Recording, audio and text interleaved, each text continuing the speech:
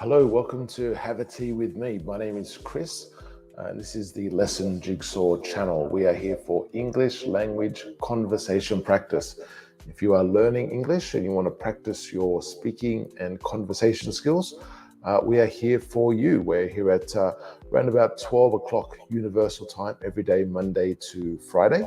And all you need to do is if you look in the chat, you will see a link, and if you click on that link, you can come on through and chat live here in the studio. Practice your speaking, practice your conversation skills. We can practice whatever you need to, whatever you would like to practice. Maybe there's some new vocabulary, some new words you'd like to practice. Maybe some new expressions you've seen or heard, or maybe you got in a class that you've been in recently. Uh, so you'd like to practice that, perhaps. There we go. Or potentially, what else? Maybe, I don't know, maybe you just want to practice a bit of chit chat, a bit of general conversation. So maybe I don't know, you plan on meeting, or you have regular encounters with people, and the main way to communicate is English, but you just want to be able to ease into the conversation and practice maybe the small talk type of elements, talking about the weather or about work or about the family or things like that. So lots of different options. If you're watching us on the replay, hello. Now, of course, if 12 o'clock Universal Time is not good for you, you'll see at the bottom there is an email address, chatonlessonjigsaw@gmail.com. If you send us an email, we can, let us know where you are in the world, what time zone you're in, and we can see if we can arrange a time to do a live stream with you at a time that's good for both of us. So that's certainly a possibility. Let us know what days and times are better for you, and we can see if we can work something out. Now, in most of the world at the moment, it's Friday. It's the 29th of April, 2022. Hope you're having a good day, a pleasant day. Now, we do like to, I guess, I'm here by myself anyway at the moment, so we need to think of some type of conversation or thing to talk about. Let me go. I'll be back in 1 second. Hold on there.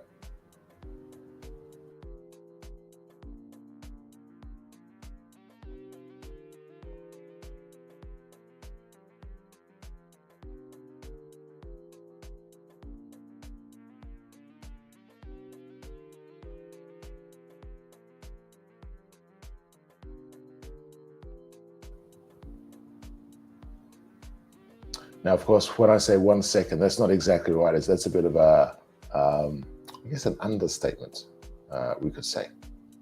But it's a common thing. I'll be back in a sec, we might say. We'll be back in 1 second. Back in a sec. But of course, it's difficult to do something in 1 second, and that sort of thing. But yeah. Anyway, so we do like to find things to talk about. So we've been looking at different websites, as well as different pictures and that sort of thing during different streams. We've been looking at, we looked at this site, a few different versions of this site I think we've been looking at now, called The Local. This time we're looking at the European version. There's a little tab there where you can select different versions. And they all talk about, they've all got different sort of European countries, not all of them, but some of them. And you can choose. But I just selected the European one, I guess, to get a broader view. Perhaps it's a compilation, let's say, a compilation of the best stories If that's actually true, I don't know, but maybe. So it's a compilation of the best stories. Yes, compilation. So to compile, to gather together the best. I don't know. I remember growing up, compilation was always the word you would hear with the most popular albums commonly for the year. The most popular albums tended to be the ones that had like like various artists, different people from around from different artists around the world. But the best songs that were the hits, if you like. And so they would often be the best-selling albums in total for the year, the compilation albums. But also for individual artists, you could also have compilations, of course. Anyway, so let's have a scan and see if something catches our eye. I like that expression. So the purpose is to see. So we use the infinitive of the verb to tell us the reason why we're doing something, to see if something catches our eye. It gets our attention, basically. If something, you go, oh, okay, that could be interesting, something along those lines. That's good. With that general idea. So let's see. This really is a combination of different stories, isn't it? So we've got Swedish history, politics, talking about France, Austria on the left. Then we've got a bit of Germany, then a bit of Norway, something about pets, although I think that's an ad, really, because there's partner content. So I'm assuming that's an ad. It's got Spain, Norway, more Spain, Sweden, France, Switzerland, Denmark, Germany, Italy. So it really is a little bit of everything. So that's good. This could be interesting.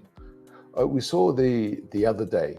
Sometimes reading the opinion pieces can be good, and certainly if there are websites where you can also give your own opinion, can be good. A good way to practice writing English, because I do try and promote as much as possible trying to write and trying to speak English, so producing English as much as possible.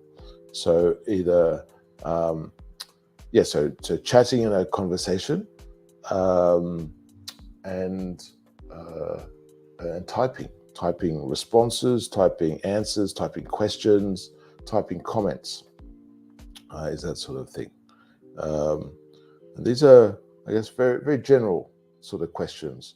So when will waiting times for Norwegian residents go down? Okay, it looks like a lot of people want to go to well, some people, the readers of this site anyway, because one question on the left is when will the waiting times go down?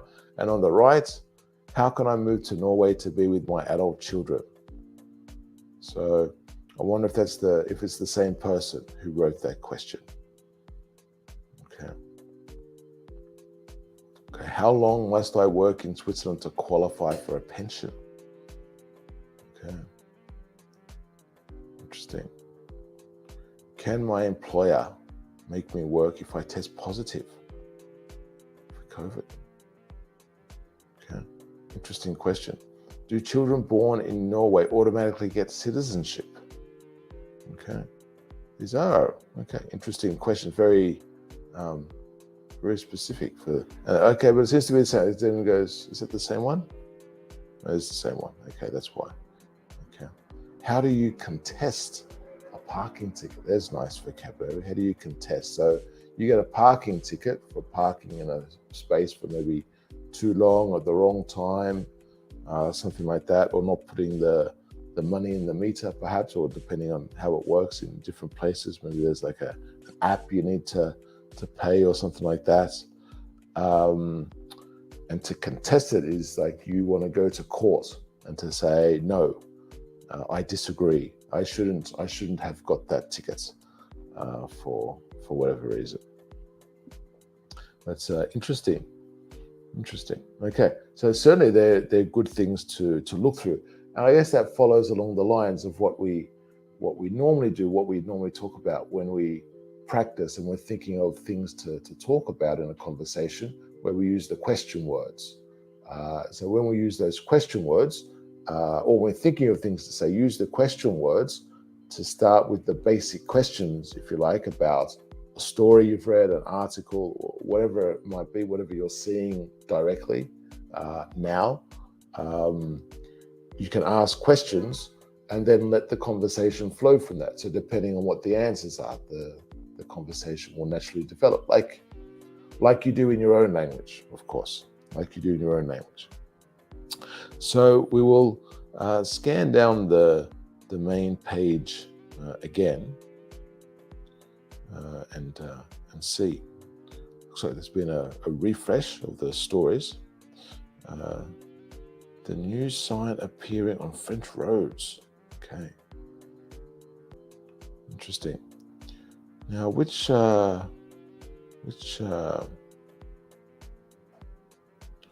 story would be interesting? I don't know. It's like Paris suspends electric bus fleet after fires. Suspend is like to not use temporarily,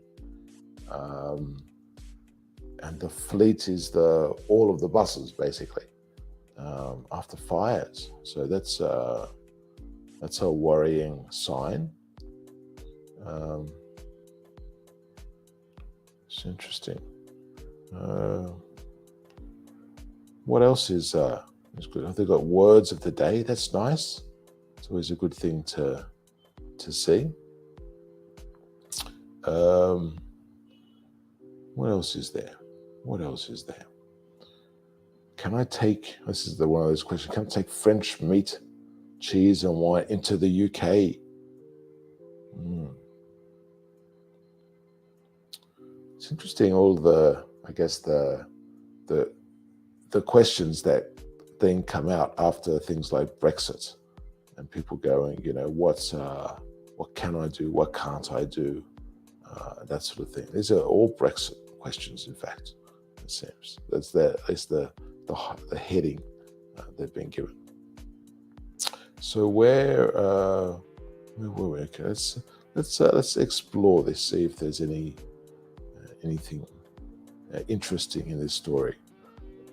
So, okay, there's a nice word, dozens of electric buses will be taken off the streets of Paris temporarily. So we knew that. So this is further explaining the headline in the subheading here. So dozens, so multiples of 12. So a dozen is 12, so multiples of 12. So maybe 24, 36, 48. But I guess it's not necessarily a specific number, but basically more than 24, I guess, is the idea. So we'll be taken off the streets. So again, using I think we saw this yesterday, didn't we, as well? The future passive will be taken off the streets temporarily. So this is the idea of suspension. It's a temporary thing. As a precaution, pre meaning before. When you have that as a prefix, as a precaution, so prevention, doing something before it happens. After two of the vehicles caught fire. It's a good combination of words to get to catch fire. You can make a fire, start a fire, but when things catch fire, it's just sort of like the fire sort of goes. So following meaning after. Nice way to start off a sentence or a paragraph.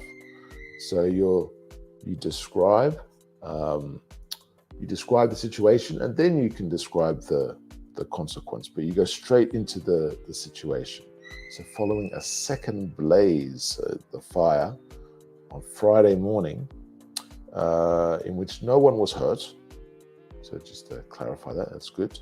To add that information, notice in between the commas. The RATP. I say RATP, you've got the abbreviation there. Now it doesn't say what the RA. It's okay. It says Public Transport Operator, RATP. So we don't know exactly what the letters stand for.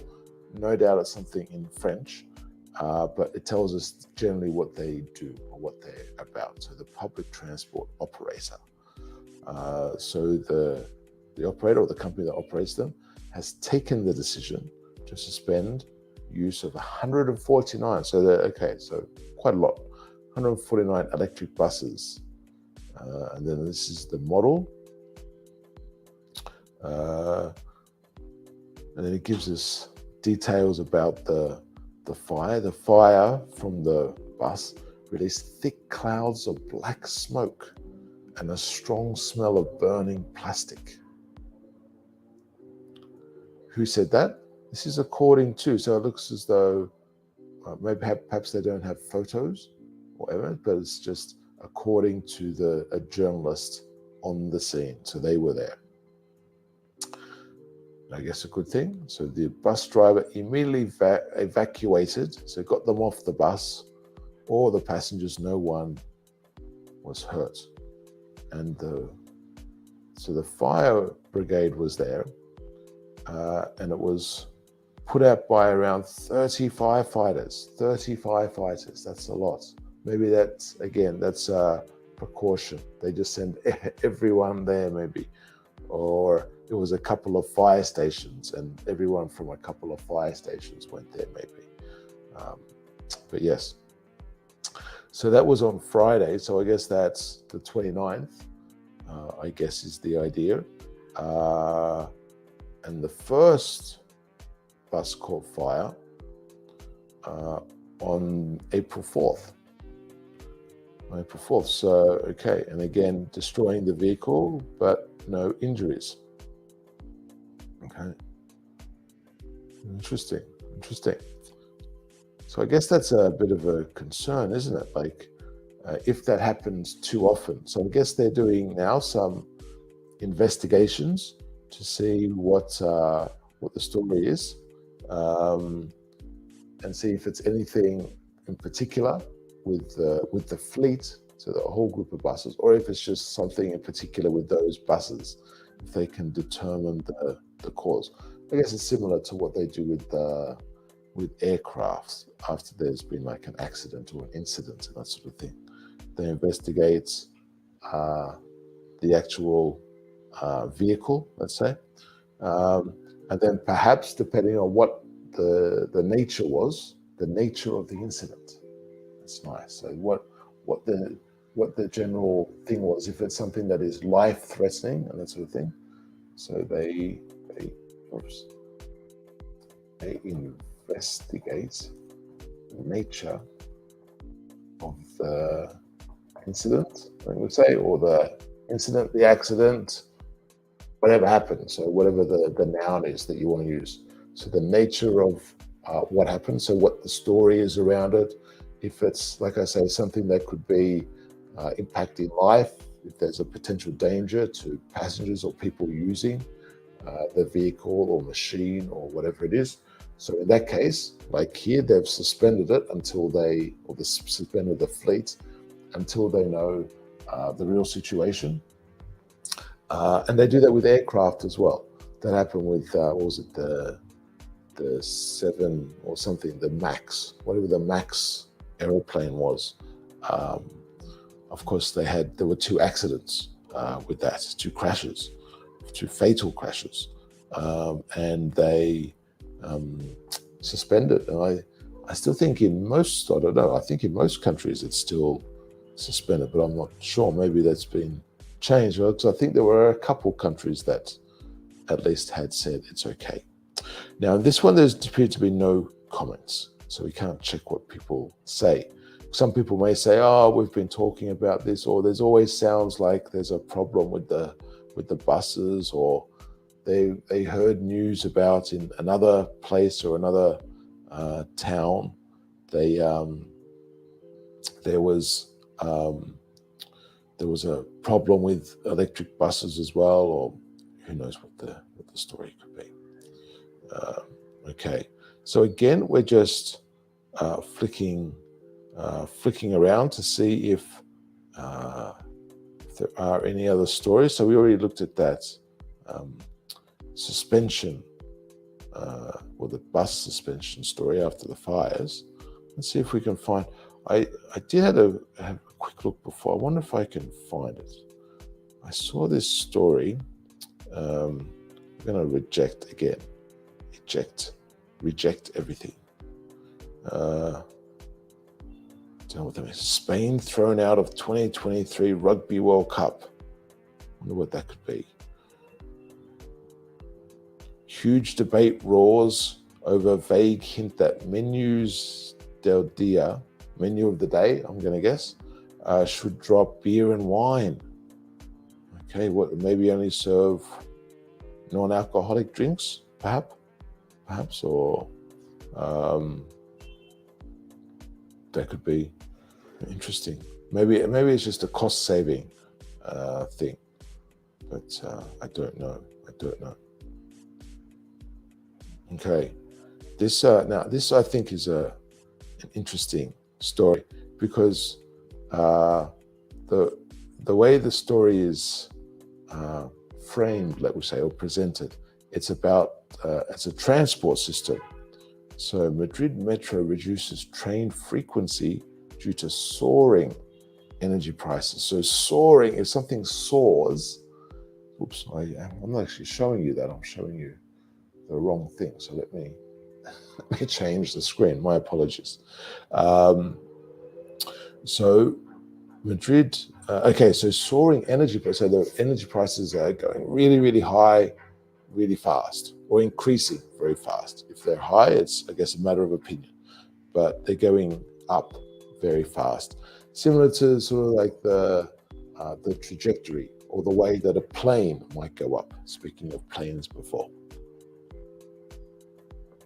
So certainly the plane will go up very high, very quickly as well. So Madrid's metro system has reduced the number of trains in circulation, so the ones that are moving around the system. Why? Why are they doing that? Again, we've got the full verb to explain why. To deal with soaring electricity prices.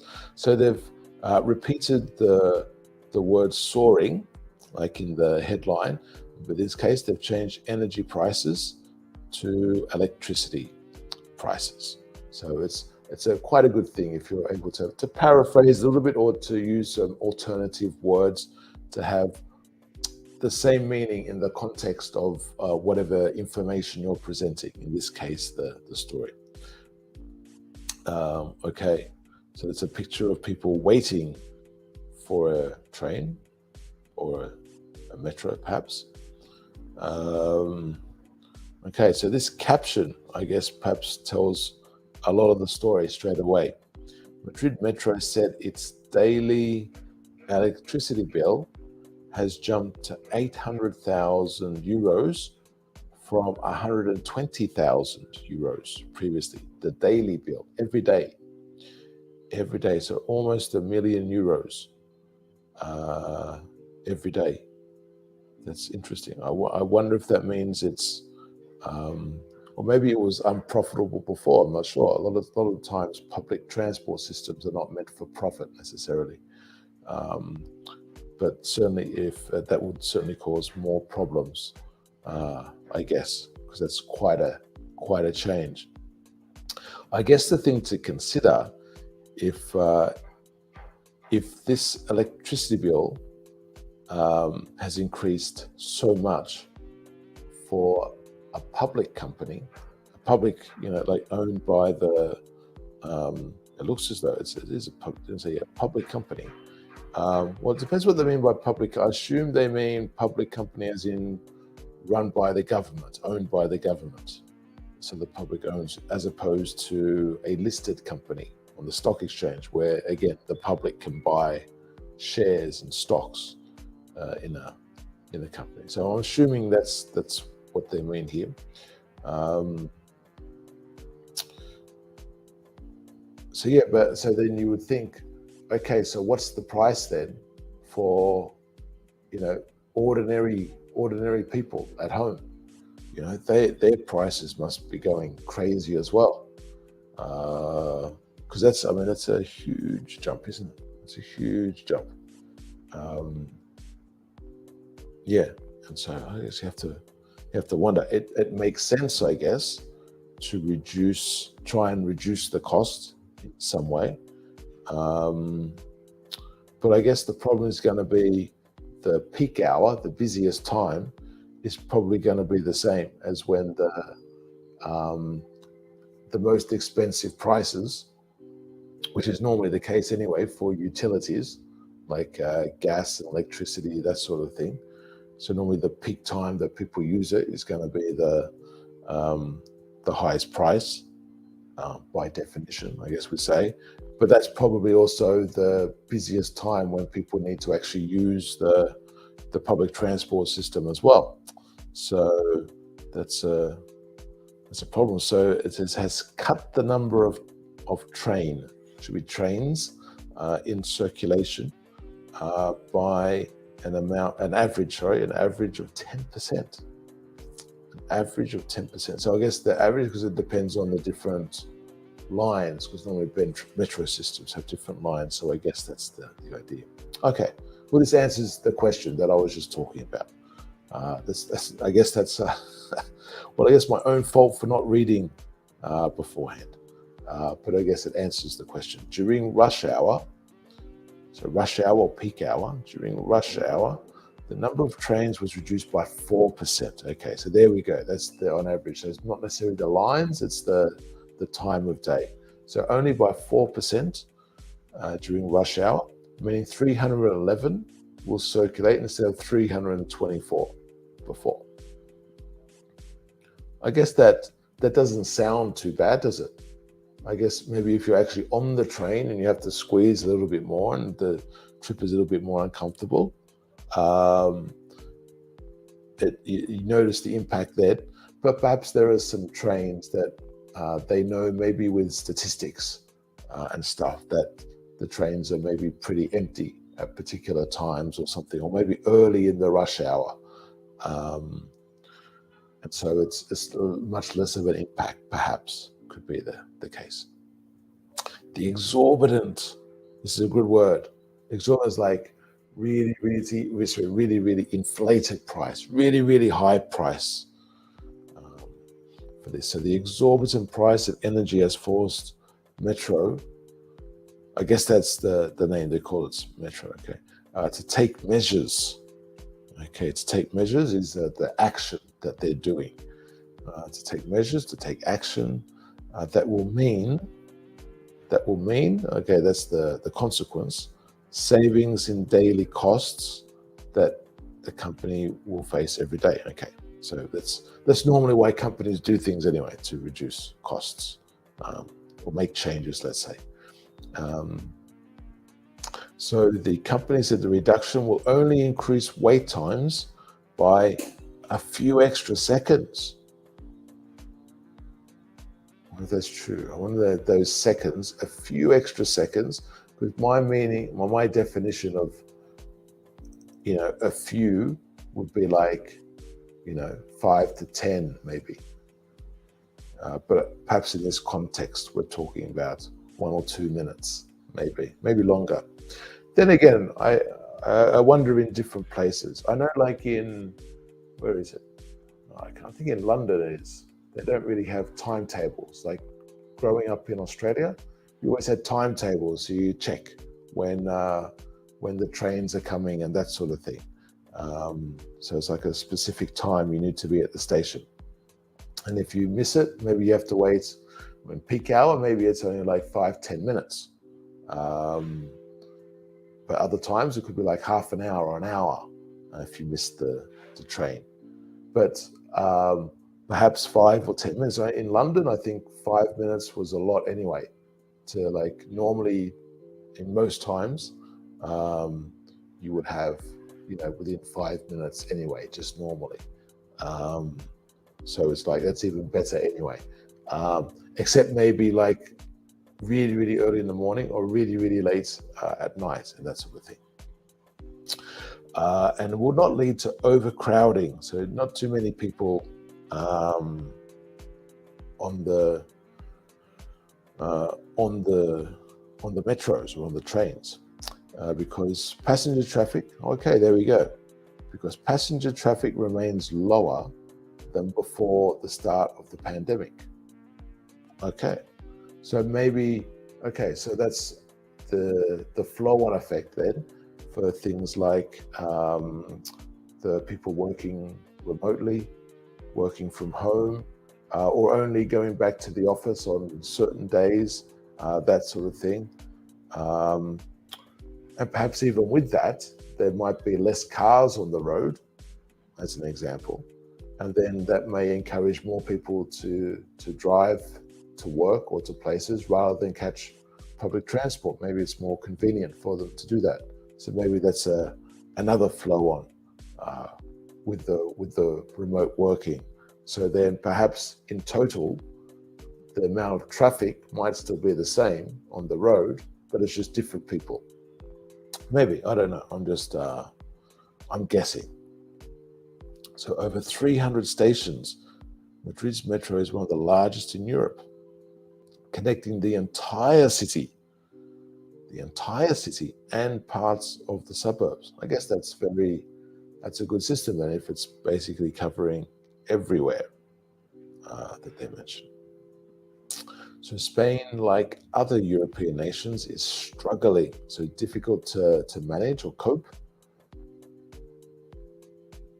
Hello, Karima. How are you? Good to see you. Going good for me. How's it going for you? I'm gonna remind you again, just as a note. I appreciate the politeness, but remember, not Mr. Chris, just Chris, because with the first name, just the first name. Only Mr. if you have the last name as well. Is the thing. Oh, but maybe the idea is my last name is Chris, but it's not. It's my first name. So yes. You came late. It's never late. It's never late. There's no sort of exact time, I guess. It's one of those things. If we're here, we're here. If we're not, we're not. And we do what we can. The main thing we want to do is to practice English, I guess, is the key. That's the main thing. We're just at the moment, I'm just scanning through this story. They're talking about, this is a brief summary now. They're talking about, well, this is basically it. So Madrid Metro has said its daily electricity bill has jumped to £800,000 a day. This is daily, a day, from 120,000 previously, because of the increase in energy, or the cost of energy, electricity. I guess electricity and gas generally is the price is increasing. So I'm not sure if people feel the impact of that where you are as well, but certainly it looks here. It's felt, and as I was saying before,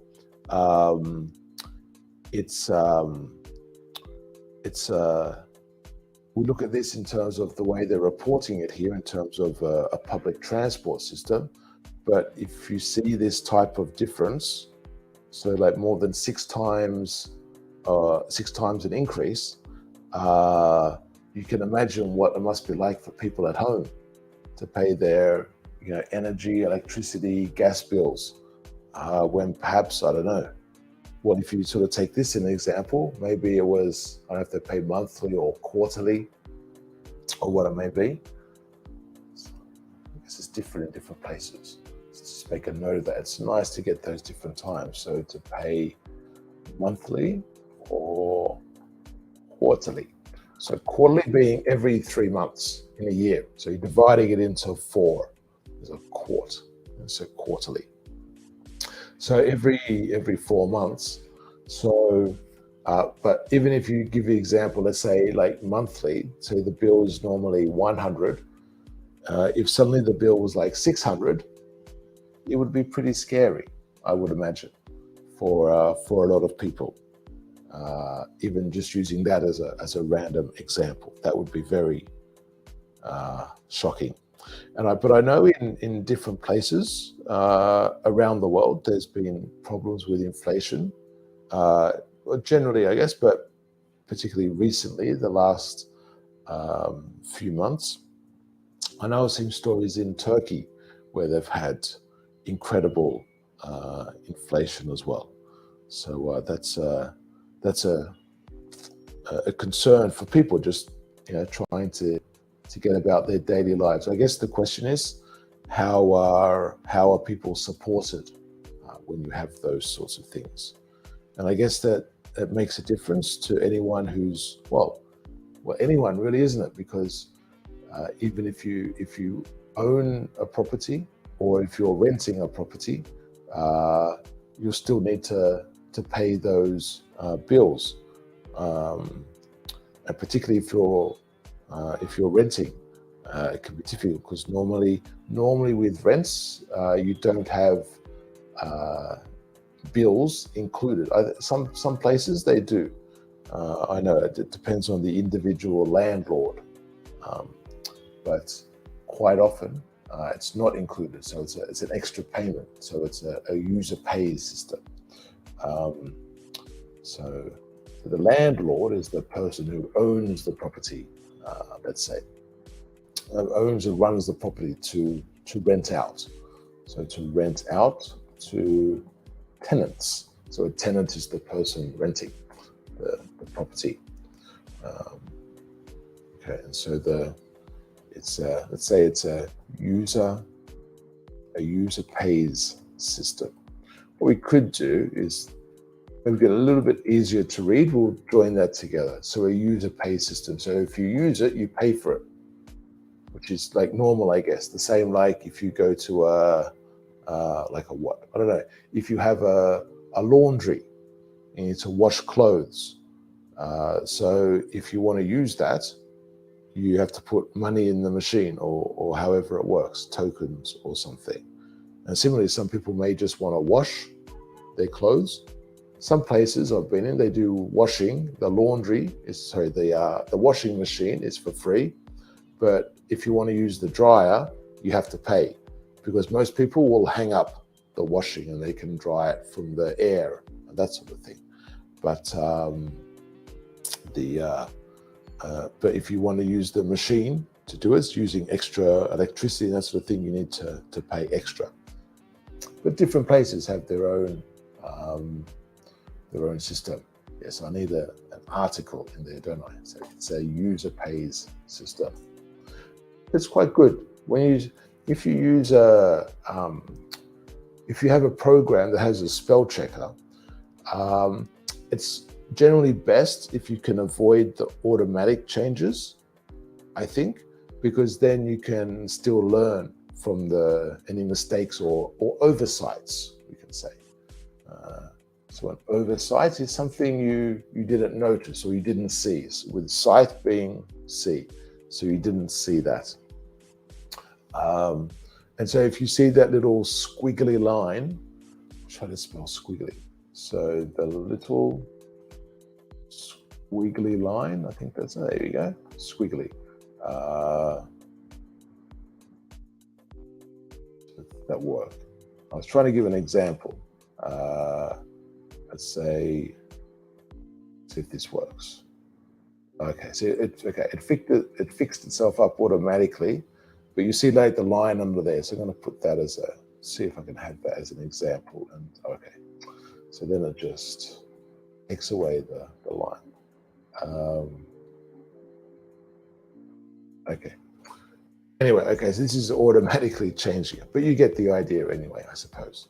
So if it's the little squiggly line, normally it's like with like curves.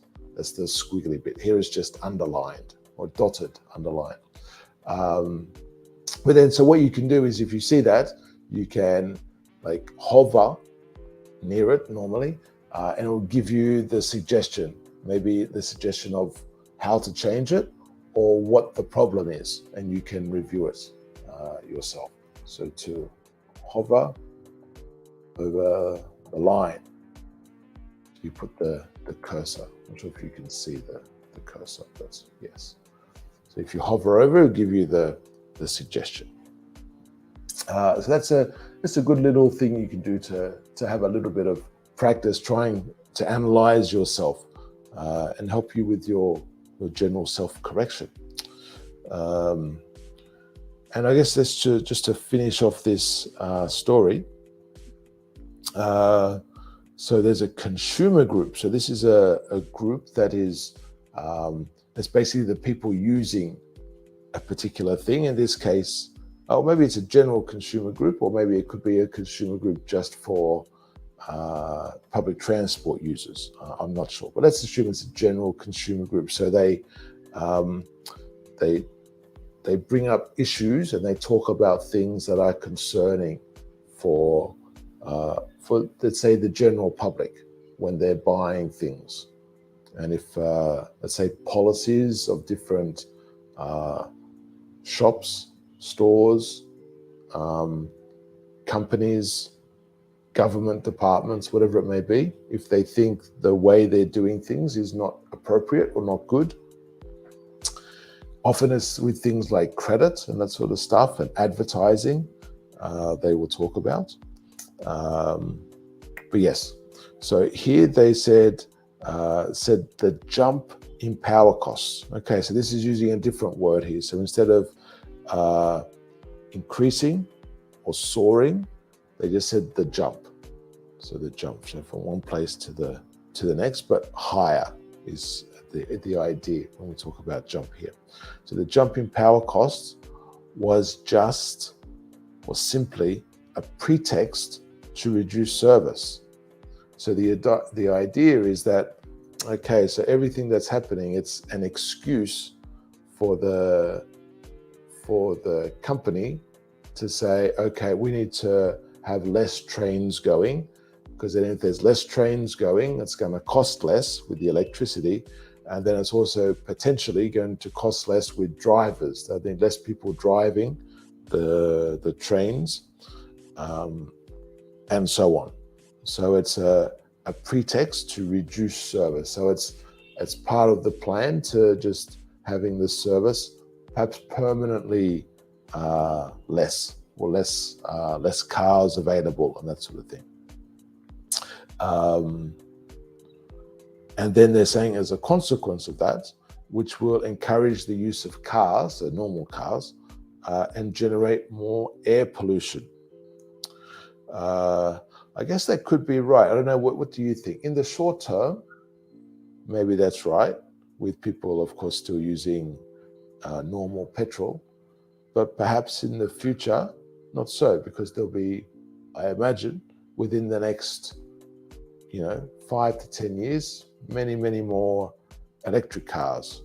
Although if we look at the story that we saw before with the electric bus in Paris, we may think differently, but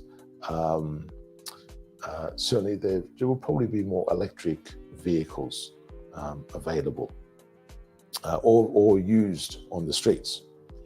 So yes, and just the final part. So the government.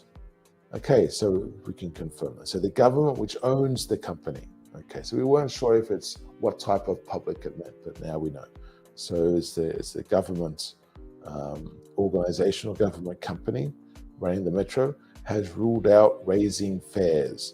So I guess that's the alternative, isn't it? When we talk about user pays. So again, if to handle the increase in the energy prices, they increase the prices for the people using the transport system or whatever it is, and that sort of thing. The problem, I guess, with that, because with petrol prices, I know one of the problems with petrol prices is the petrol stations increase them very quickly when there's an increase in the oil price, but only decrease them very slowly when there's a decrease in the oil price. So that's often a criticism of petrol companies. I guess the problem with public transport is I don't know if I've ever seen the price for public transport go down. I've only ever seen increases in price. Sometimes they're very small increases, but I don't think I've ever seen them go down. So I guess this is a good thing in a way, because if they increase the prices, because I don't know if the energy situation, I assume it's temporary. How long is temporary? I don't know, but it's it seems as though it might be temporary, but the price increase or raising the fares will be permanent, you would imagine. And so that could be the problem there. Notice here, Karima, if you're still here, notice here they're talking about raising fares. Yesterday we were talking about rise and raise and the difference. So notice here, they're talking about raising fares. So that would be because the government actually says, okay, we will increase that. So they actually do the increase of the price. So that's why they say raise. Well, that's the pure definition, if you like, of why they use that.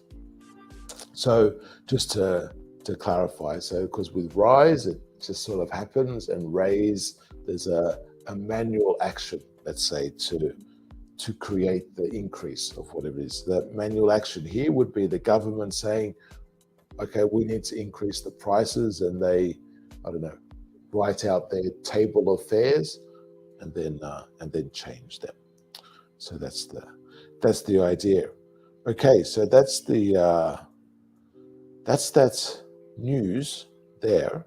So it's been an interesting type of exploration today in terms of what we've looked at. So we looked at a couple of different stories.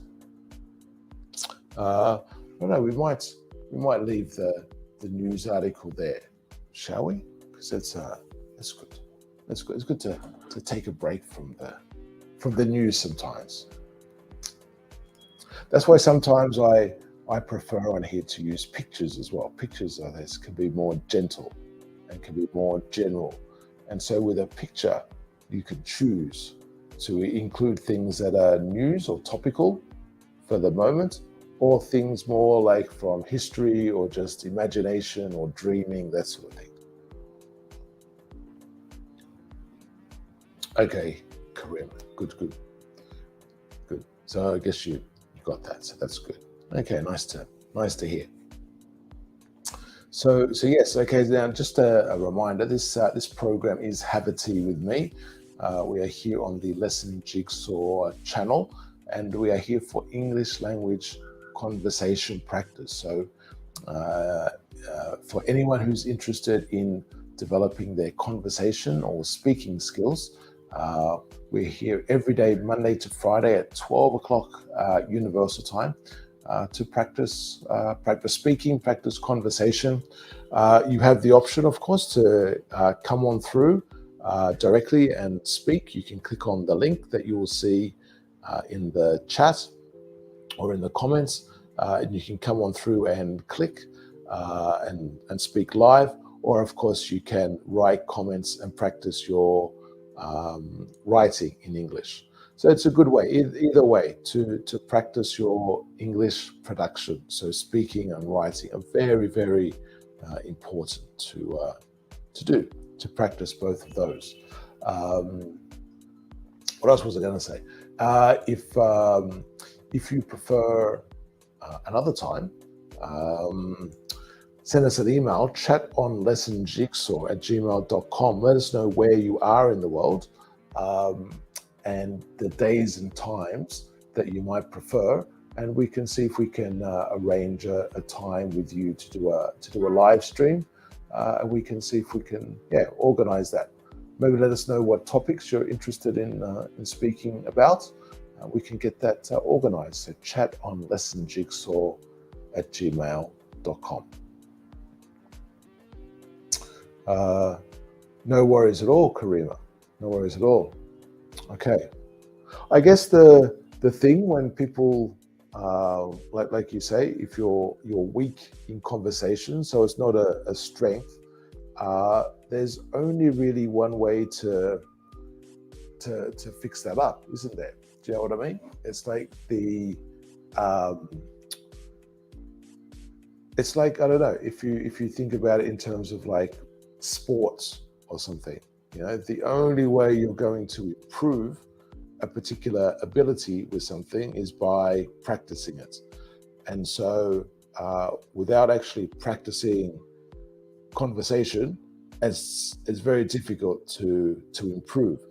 And so maybe like if you're like listening to a lot of things and reading a lot of things, that's good. That helps you with vocabulary and getting information, getting more understanding of different structures and that sort of thing. But it's really hard to really make that or those structures part of your real knowledge of English if you're not using them. And the use is in two ways, like I was saying before, writing and speaking. And so the only way to improve it is to practice. So it's like, I don't know, it's like if me trying to improve, I don't know, my football skills or basketball skills, I can watch a lot of videos, and read books about how I should, shoot a ball, or kick a ball and that sort of thing. I can watch, someone like Cristiano Ronaldo, I don't know, 100 times, 1,000 times, but it doesn't help me unless I try and kick the ball. And it takes time. It takes time. It's not something as like you do it one day and suddenly, oh, it's perfect. I said, no. It takes time. Okay, that's good. Well, I appreciate that you're trying to learn, and I appreciate your enjoyment. And okay, so you will practice as well. That's good. That's good. Okay, I understand, but I cannot speak well. It's exactly the same thing. I'm not sure how much you speak now or where you speak, and with who you speak. But even if you don't have, it doesn't matter the level of the people necessarily that you're speaking with. If you speak with people who are better at English, it can be more useful in some ways. But if you're practicing a conversation with someone who doesn't speak English well too, or doesn't also speak well, there is still benefit from practicing, because if nothing else, you can try and practice what you want to say. And then in your own mind, I think you will know, oh, I want to say this, but I can't find the right word. I know there's a word, but I'm using 10 words to say this instead of just one word or 2 words or something like that. And so, and then you can research that word, for example, or an expression, whatever it is, and then you just try and use it with whoever you're speaking with. Okay, so with some friends, so that's perfect. That's good. And so, like I say, so then trying to include those words or those expressions in that, and then slowly it improves. And the more you, using that word as an example, the more you include that word, the more comfortable you are with it, and then it's just a normal word for you. It's like using I, or the verb to be, or whatever, or friend, or whatever the word is, like a very common word. The more you use a word, of course, you become more comfortable with that word, and that's the point. That's why I say, it's good to only have, or to think about like 4 or 5 words a day to practice with, or to, like, when you have a list of words, prioritize 4 or 5, practice that for one day, like actually using them, not just write one sentence and go, okay, I've practiced, but but really try and use it a lot, writing and speaking. And then the next day, have another 4 or 5, and let it build up slowly. And if you do that, the amount of words that you have increases quite quickly, really. Because I think it's hard for most people, not everyone, but for most people, to have like a whole list of words. It's a difficult thing to learn and try and use all of them. And if you have a list of words, you often see this in classes. You have like a list of phrasal verbs or something like that, or the irregular verb list and stuff. They're okay as a reference, but to actually just have a list and then try and use all of them is a bit difficult, because probably you use them once and that's it, maybe never again. So yeah, but I do encourage you to, even if you feel your speaking is weak, or you're not speaking well, or the conversation skills are weak, the more you do it, the more it's going to improve. And even with new people, you will have the regular conversation, or the start of the conversation, who you are, that my name is, I live in this place, I am whatever. Like if you study or if you work or whatever the case is, a very sort of standard introduction. And this is really, really common. And this is probably the most common thing that people will say. They'll introduce themselves, I don't know, maybe tens of thousands of times in their lifetime. And so it's the most common thing people will say. And then you start with that, and if you're comfortable with the introduction, then you can develop it a bit. So for example, you can use more adjectives, or you can explain a bit. So for example, I can say, oh, I'm a teacher. But then I can say like who I teach, or where I teach, when I teach, what I think about teaching, if I like it or don't like it, and those sorts of things. Then you can talk about stories, about experiences, and that sort of thing. And then it slowly develops, and you see it become bigger and bigger and bigger. I guess another thing you can do if you're worried about conversation, and I guess there's two things. If it's thinking about, if it's the actual speaking, like the pronunciation you're worried about, or if it's about the topic, like what can I say? I don't have any ideas about what to say. I don't know what to talk about. That could be a problem as well. This is why I try and promote or people thinking about the question words, because normally when we speak, anything we say in a way is answering a question. So if I say, hi, my name is Chris, I'm answering the question, who are you? Without anyone asking the question. So I guess if you think about the general question words like we have here, and any sort of question, think about, what question can I answer? And so if you can think of questions, then you can answer them.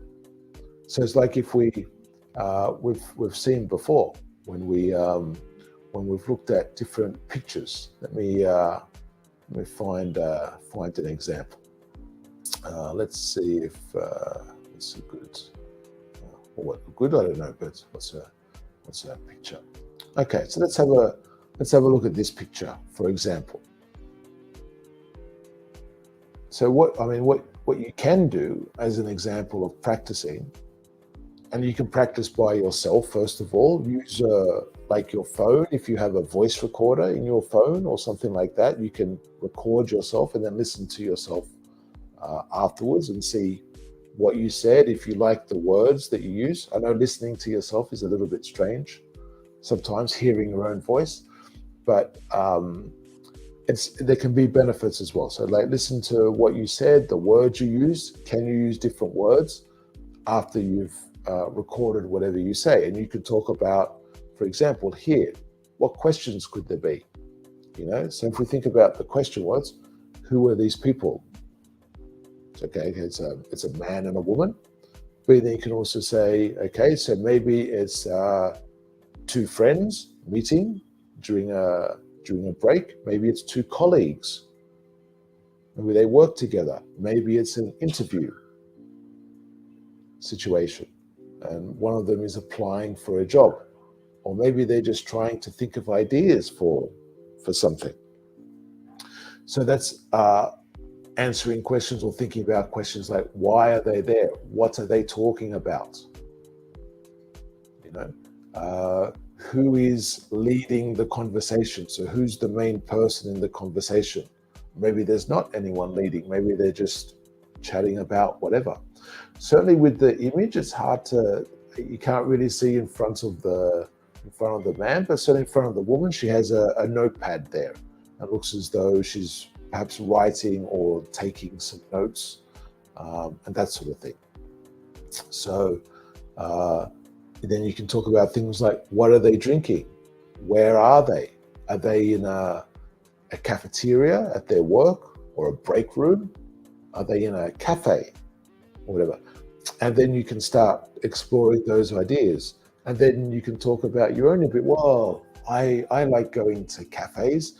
I sometimes go to Starbucks because I really like the coffee there. Or I don't like going to whatever restaurant because I don't like the way they prepare tea or something, whatever it is. And then you can start giving opinions, and the conversation develops.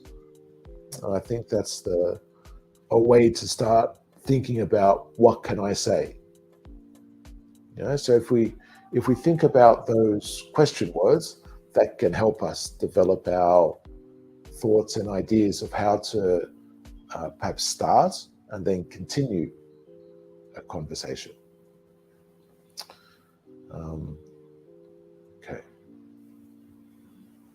Okay, so well, it's good. It's good to always to make an effort. So that's a good thing. That's a good thing. Okay, I think we're gonna leave it there for today. Let me just change that. Okay, we're gonna leave it there for today. Thank you very much for your comments and participation. Good to see you here again, Karima. Nice to get your comments and feedback and thoughts. I hope one day we can encourage you to practice your speaking with us. Even if you only come on for like a couple of minutes and just talk about the weather, you know, what the weather is like there, or what I don't know, what you did on the weekend, or any plans you have, or I don't know, what you have for dinner, or something like that. I mean, just let's say a very general conversation, just to build confidence. And that's part of the reason we're here, is to hopefully build people's confidence. Now when you come through, you have the choice if you have the camera on or not. So that's the choice for you to make, if you want the camera on. But obviously, as long as the microphone is there, we can hear you. We can have a conversation. But I'll leave that up to you when you feel comfortable doing that. But that's an option available for you. Okay. So we're as I say, we're gonna leave it there for today. Thank you very much for watching. Thank you to everyone for subscribing, following, liking, all that sort of stuff. Don't forget, we're on YouTube, Facebook, and Twitch. You can also see the live stream, and the live stream is also on Twitter as well. But the main I guess places that we're using, we have Facebook and YouTube, and on YouTube we have the bulk of the videos that we're doing as well. So the live streams and also some other videos as well. So thank you for joining. Have a wonderful day. Thank you, Karima, and thank you to everyone else who's watching and commenting. I'll see you later. Have a great rest of the day, and we'll see you next time. Take care. Have a nice weekend.